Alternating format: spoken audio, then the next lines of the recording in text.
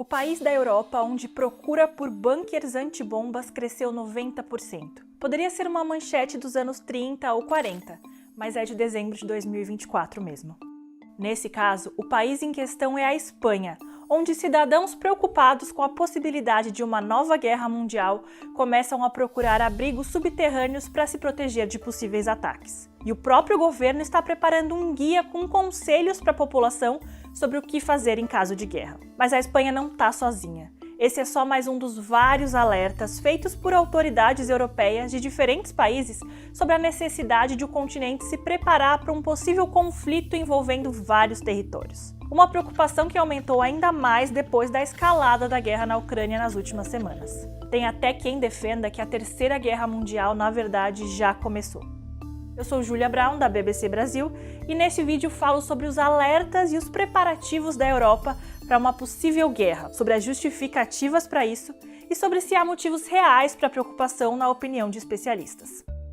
Líderes europeus e de todo o Ocidente têm feito alertas sobre a necessidade de se preparar para um conflito de dimensões maiores desde o início da guerra na Ucrânia. Mas a urgência parece ter aumentado recentemente. Para começar, durante a cúpula do G20 no Brasil em novembro, o presidente dos Estados Unidos, Joe Biden, anunciou que ia permitir que a Ucrânia atacasse o território russo com mísseis de longo alcance fornecidos pelos Estados Unidos. Pouco depois, as forças ucranianas já lançaram os primeiros ataques com os mísseis americanos. E a resposta da Rússia veio rápido. Depois dos anúncios feitos por Biden, Vladimir Putin logo aprovou uma série de mudanças nos critérios russos para uso de armas nucleares. Uma das mais importantes é que antes, o uso de armas nucleares só era permitido em situações de ameaça à existência do Estado. Agora, a Rússia se reserva o direito de usar armas nucleares no caso de uma, abre aspas, ameaça crítica à sua soberania ou à sua integridade territorial do Estado. A pesquisadora Nicole Grajeski, do think tank Fundo Carnegie para a Paz Internacional, diz que a falta de clareza sobre o que isso significa é proposital. Para ela, isso é parte de um padrão comum entre potências nucleares de criar uma ambiguidade em torno das condições em que as armas podem ser usadas. Depois do anúncio da mudança dos critérios, a Rússia ainda atacou a Ucrânia usando um novo tipo de míssil. A maioria dos observadores concorda que o ataque foi planejado para enviar um aviso, que a Rússia poderia, se quisesse, usar esse novo míssil para lançar uma arma nuclear. E tudo isso aconteceu na mesma semana em que Putin ameaçou atacar bases militares do Reino Unido, dos Estados Unidos e de qualquer outro país que estiver fornecendo armas à Ucrânia.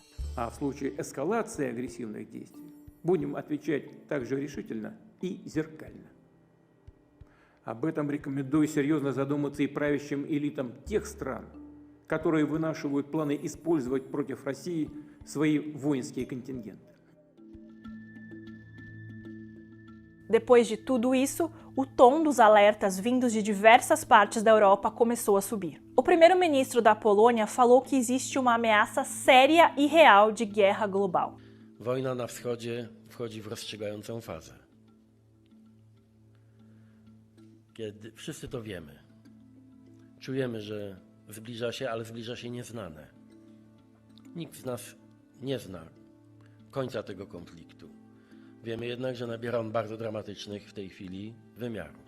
No Reino Unido, o vice-chefe do Estado-Maior disse numa audiência no parlamento que as forças britânicas estão prontas para lutar caso Vladimir Putin decida invadir outra nação do leste europeu. The first point I would make is that if the British Army was asked to fight tonight, it would fight tonight. O atual embaixador da Ucrânia no Reino Unido, que é também o ex-comandante-chefe militar do país, foi além.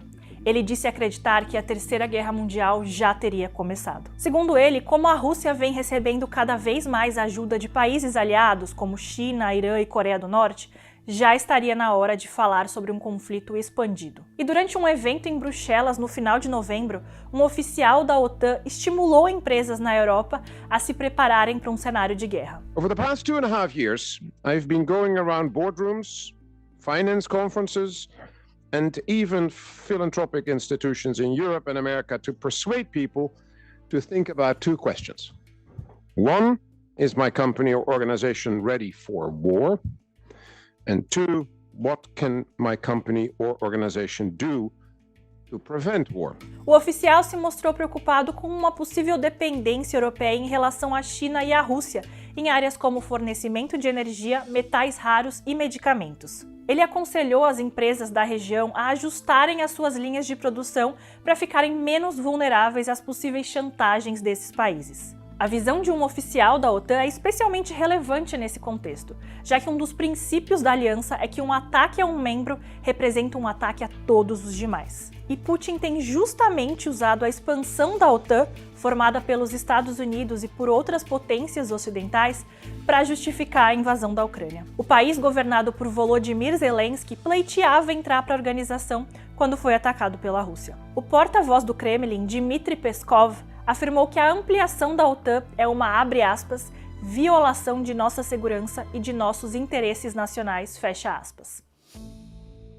Alguns países europeus já estão instruindo a população sobre como agir em caso de guerra. Em novembro, milhões de suecos começaram a receber um panfleto que orienta a população sobre como se preparar e lidar com um cenário de guerra ou outras crises inesperadas. O panfleto é uma versão atualizada de uma edição distribuída há 6 anos, mas agora com o dobro do tamanho.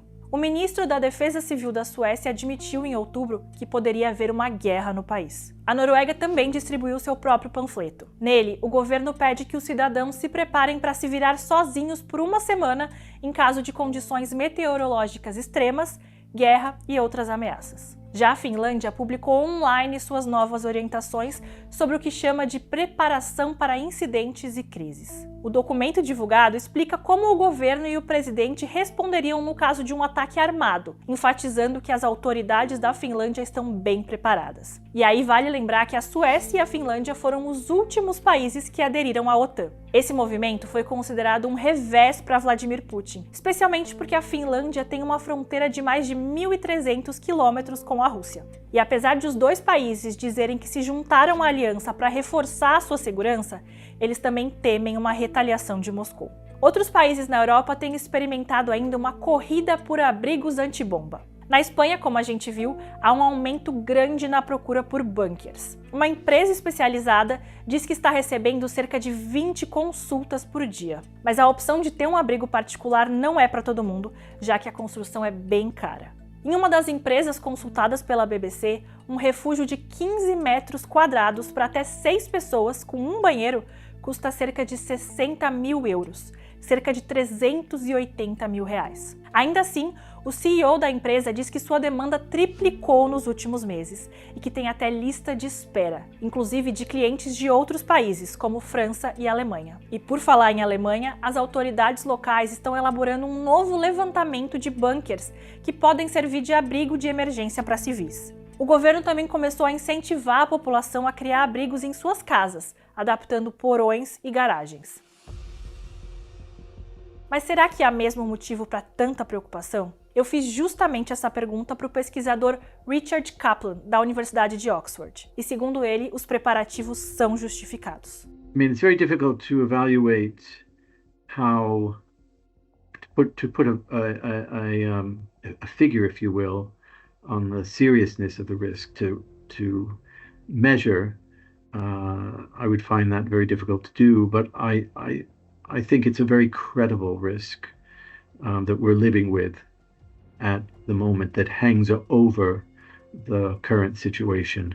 Well, I think that the concerns that have been expressed by governments, by analysts, is that Russia will seek to do in other neighboring countries what it has done in Ukraine. And that would be serious for another reason, because these are NATO member states. E como a gente sabe, se um país membro da OTAN é atacado, a aliança considera que todos foram atacados. O especialista em relações internacionais explica também que as guerras vivenciadas pela Europa no passado ainda influenciam a reação das pessoas no continente. Not surprising that some individuals would see this as a way to alleviate their anxieties. They take measures to mitigate the risks. I think that it's partly inspired by what has come before in the way of war experiences that these populations, these countries have been exposed to. Já o Steve Rosenberg, editor de Rússia da BBC News, diz que é difícil saber o que esperar de Vladimir Putin e do futuro do conflito. Para ele, talvez nem mesmo o presidente russo saiba seus próximos passos, o que só torna a situação ainda mais grave. Por outro lado, o editor da BBC diz acreditar que a volta de Donald Trump à presidência americana em 2025 pode mudar o rumo atual do conflito. É que Trump tem declarado que sua prioridade é acabar com a guerra e com o que ele chama de desperdício de recursos dos Estados Unidos, no caso com a ajuda militar à Ucrânia. O próprio presidente da Ucrânia, Volodymyr Zelensky, afirmou em novembro que, abre aspas, é certo que a guerra terminará mais cedo com as políticas da equipe que agora liderará a Casa Branca. Trump também disse, inclusive, que conversar com Vladimir Putin seria algo inteligente. Tudo isso, segundo Rosenberg, poderia desencorajar Putin a escalar a guerra e até mesmo a usar armas nucleares. Now that Donald Trump has won the election, someone who has had a difficult relationship with Ukraine, someone who has always talked about wanting to get along with Russia, to improve relations with Russia, it would seem a strange moment for Vladimir Putin to suddenly go nuclear, especially when we know that other countries, for example, like China, have reportedly sent messages to Russia saying, you know, this would not be a good idea. Nós da BBC Brasil vamos continuar acompanhando todos os desdobramentos da guerra na Ucrânia. Siga nossa cobertura em bbcbrasil.com, no YouTube, nas redes sociais e no nosso canal no WhatsApp. Obrigada e até a próxima.